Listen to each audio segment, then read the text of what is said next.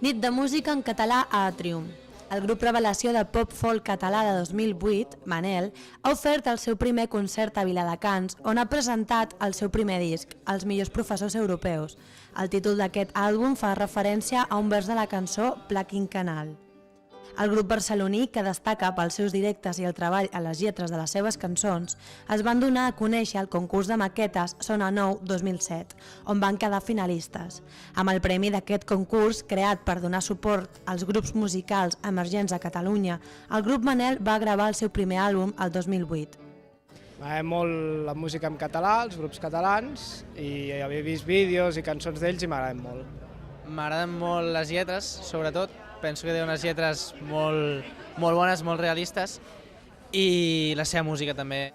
Encara que la seva trajectòria musical va començar a Barcelona, és un grup amb gran projecció internacional. Per primer cop, el pròxim 20 de novembre, el grup català actuarà fora d'Espanya. Serà un festival musical a Buenos Aires, Argentina.